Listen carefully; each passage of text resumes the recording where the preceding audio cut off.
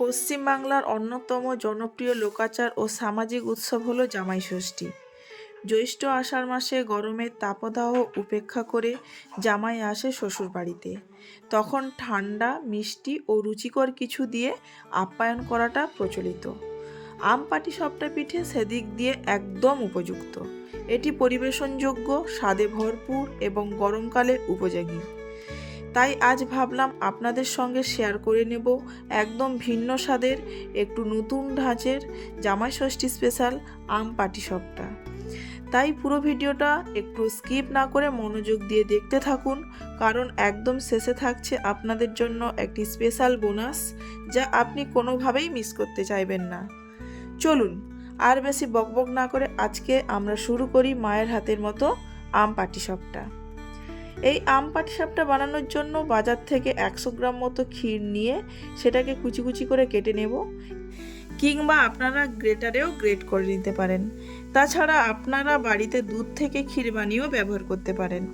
এখন একটি কড়াই নিয়ে তাতে 1 চামচ মতো দুধ দিয়ে একটু গরম হলেই কুচনো ক্ষীরটা দিয়ে দেব আর নাড়তে থাকবো, যাতে ক্ষীরটা অতটা শক্ত না থাকে, মেল্ট হয়ে যায়।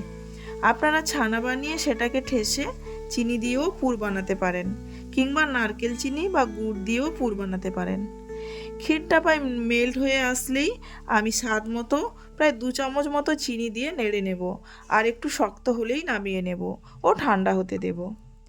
আপনারা আপনাদের স্বাদ অনুযায়ী চিনি ব্যবহার করবেন।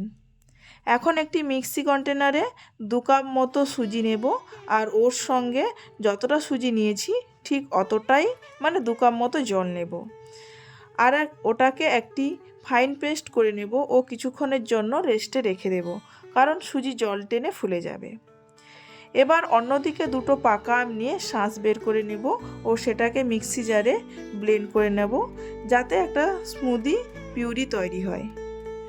যদি জামাই ষষ্ঠীতে আম পাটিসাপটা না থাকে তাহলে যেন কিছুটা অপূর্ণতা থেকে যায়। এটি একটি মর্যাদা সম্পন্ন পিঠে, যা জামাইয়ের সামনে উপস্থাপনা, মানে শ্বশুরবাড়ির রুচি, কৃতিত্ব ও আদরের বহিঃপ্রকাশ। এবার একটি পাত্র নিয়ে সুজির স্মুথ পেস্টটাকে নেব, আর ওর সঙ্গে আমের পিউরিটাও ঢেলে নেব ও আধা চামচ মতো নুন দেব আমের হালকা টক ভাবটাকে ব্যালেন্স করার জন্য। এখন গোটা মিশ্রণটাকে ভালো করে ফেটিয়ে নেব। এখানে আপনারা অল্প চিনি ইউজ করতে পারেন যদি আমটা হালকা টক থাকে। আমি একদম সুমিষ্ট পাকা আম নিয়েছিলাম, তাই চিনি দেওয়ার প্রয়োজন মনে করিনি। এখন একটি ননস্টিক প্যান নিয়ে ওতে তেল ব্রাশ করে নেব, আর বানানো মিশ্রণটা 1 হাতা করে চামচের সাহায্যে অল্প অল্প করে প্যানের মধ্যে দিয়ে এদিক ও ওদিক করে গড়িয়ে নেব। কালারটা হোয়াইটিশ থেকে ইয়েলোস হয়ে আসলেই উপর থেকে ক্ষীরটা দিয়ে আস্তে আস্তে ধৈর্য সহকারে ফোল্ড করে নেব, যেমন আমি ভিডিওতে দেখিয়েছি। এইভাবে একের পর এক ফোল্ড করব ও একটি পাত্রে তুলে রাখব। চিনির ঝরঝরে ভাব, খোয়ার ক্রিমি টেক্সচার আর আমের স্নিগ্ধতা, এই মিশ্রণ যেন এক চুমুকেই নিয়ে যায় একটা অন্য জগতে। আজকের দিনে দাঁড়িয়ে আম পাটিসাপটা শুধু একটা গ্রামীণ উৎসবের খাবার নয়, এটা এখন শহরের দোকানে, রেস্তোরাঁয়, এমনকি 5 স্টার হোটেলের ডেজার্ট মেনুতেও স্থান পেয়েছে। আমাদের সমস্ত পিঠেটা হয়ে গেছে। এখন প্লেটিং করব ও কয়েক ঘন্টা ফ্রিজে রাখবো, আর জামাইয়ের আসার অপেক্ষা করব। এখানে একটা স্পেশাল টিপস আপনাদের দিয়ে দিই। যখন আপনারা পিঠে বানাবেন তখন প্যানে সরিষার তেল ব্রাশ করে দেবেন, এতে পিঠেটা ভালো করে উঠে যাবে। আর ফোল্ড করে নেওয়ার সময় উপর থেকে ঘি ব্রাশ করে নেবেন, এতে করে আপনার পাটিসাপটার স্বাদ দ্বিগুণ হয়ে যাবে।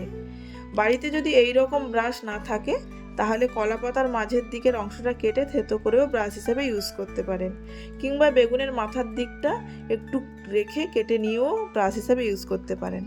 বাড়িতে এই পাটিসাপটাটা বানিয়ে ফেলুন আর জামাইকে পরিবেশন করুন, আর পরে এসে কমেন্টে জানান কেমন হলো। সবাই ভালো থাকবেন, সুস্থ থাকবেন, টাটা।